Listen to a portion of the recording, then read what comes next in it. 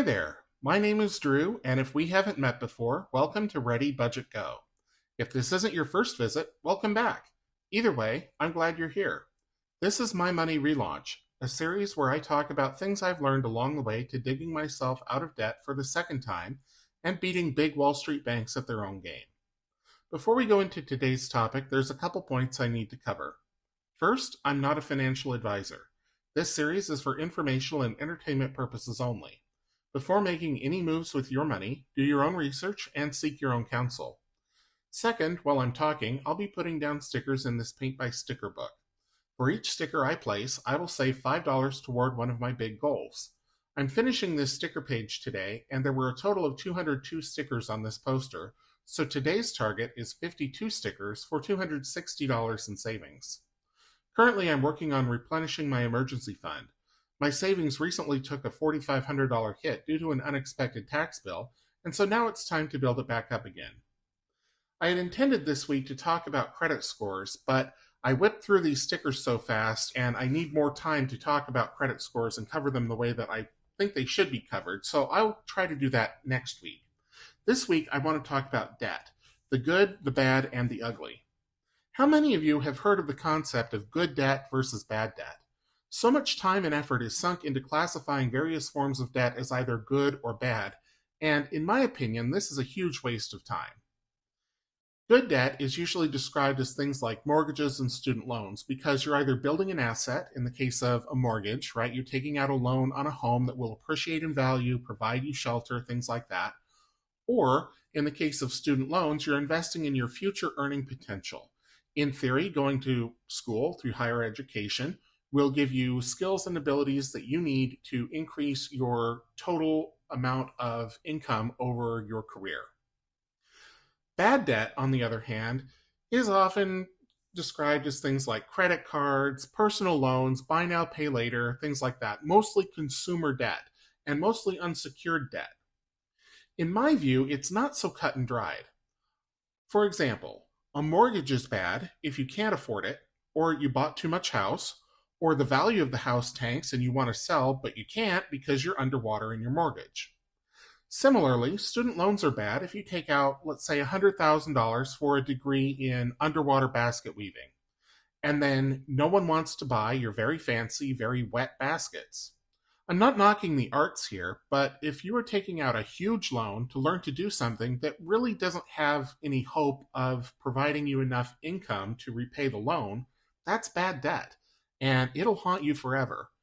I'm going to talk in a little bit about why student loans are one of the ugly kinds of debt in general, but that's not to say that nobody should ever go to college or nobody should ever take out a student loan, but you have to understand the economics of it. And is it really pursuing a passion, or is it something that you can really build a career around and have great earning potential and things like that? So, two different reasons to go to college here.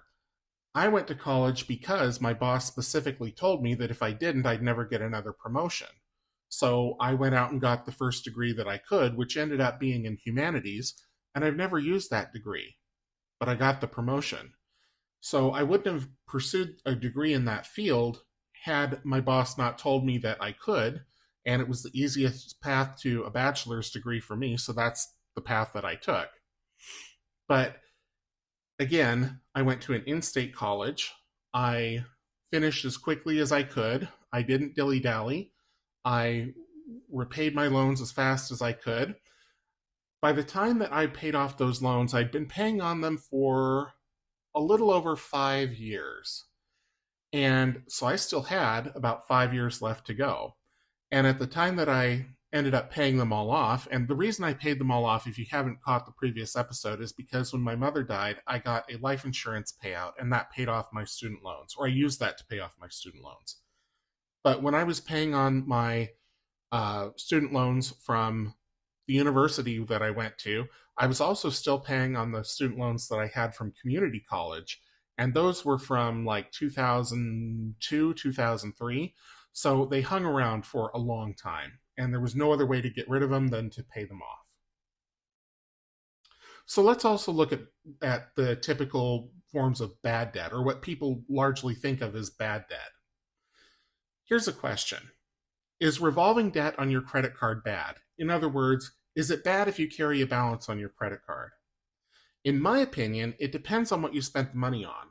If you blew it on stupid things that you didn't need, like a vacation or a fancy handbag or, you know, a grill for your teeth or whatever, then yeah, that's probably bad debt. But in my case, one of the reasons that I got into credit card debt was because, well, number one, I couldn't get enough student loans. So part of my college education also went on a credit card because there just wasn't any other way to pay for it. The school and the government weren't going to give me any more money. I didn't qualify for any scholarships.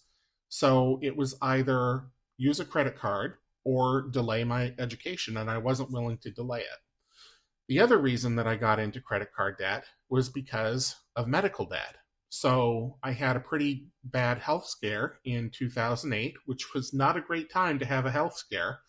And I ended up putting a lot of the medical debt on my credit card.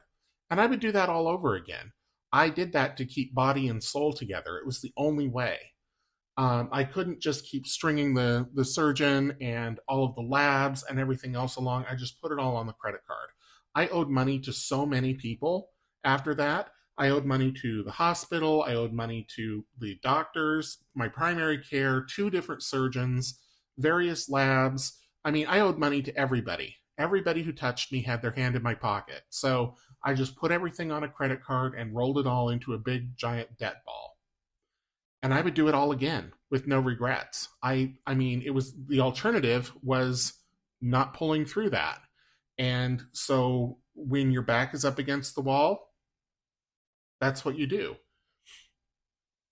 So ultimately, debt is merely an obligation to repay someone else for a service rendered or money they lent to you. That's all it is. The relative goodness or badness of that debt is subject to all kinds of tests, most of which are entirely subjective. They vary from person to person, they vary from the debt to from debt to debt. So there is no one size fit all that says that a mortgage is always good and credit card debt is always bad. It depends. So my counsel, my reason for bringing this up is don't worry so much about what anybody else's definition is of whether a debt is good or bad. Worry about how it makes you feel. And are you happy that you spent the money that you did? Because if so, then it's not necessarily a bad debt. It could be that it's something that you had to do, you needed to do, you would do it again. And that's really my test, is if I would do it again, then it's not a bad debt. If I wouldn't do it again, if I thought, oh, that was really stupid, I shouldn't have, put whatever on my credit card, it doesn't even matter, then that is a bad debt. But hopefully you also learn the lesson from that and you don't make the same mistake again, because that certainly happened to me. I have put stupid things on credit cards and wasted money and cost myself part of my future that I ended up having to repay at a pretty high interest rate. And that was bad debt, and I learned the lesson. So, irrespective of whether you think a given debt is good or bad, there are some kinds of debt, some forms of debt that are objectively ugly. And there's really four. There used to be three, in my opinion, but now there's four. The first type of debt that is ugly are payday loans.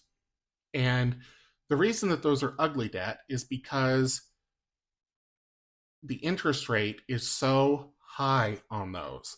And payday loans, I'm also putting pawn loans into this category, right? So if you get a loan on, some piece of jewelry or a television set or whatever at a pawn shop, those interest rates are also high.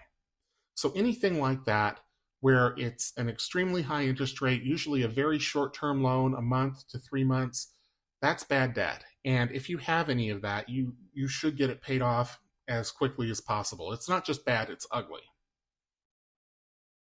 The second kind is IRS debt. The IRS is not someone that you want to owe money to. And believe me, when I got that letter back in January saying that I owed $4,000 plus penalties from a tax debt from 2023, I panicked. And I got that sucker paid off within a couple days because I did not want to owe money to the IRS.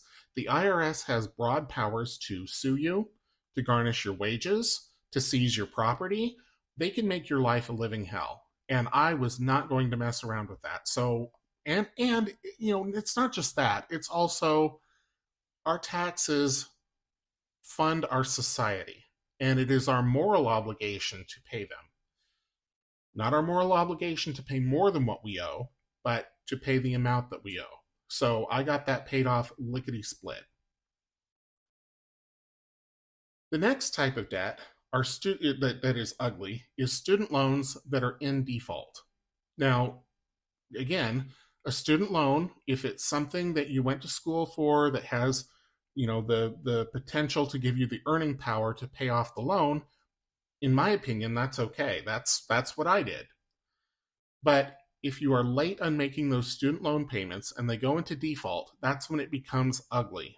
Because, just like with IRS debt, the government has the power to sue you, to seize your assets, to garnish your wages, and make your life a living hell. And those student loan debts will never go away. You can work with the lender, which in most cases is the government, just like with the IRS debt, to work out a payment plan.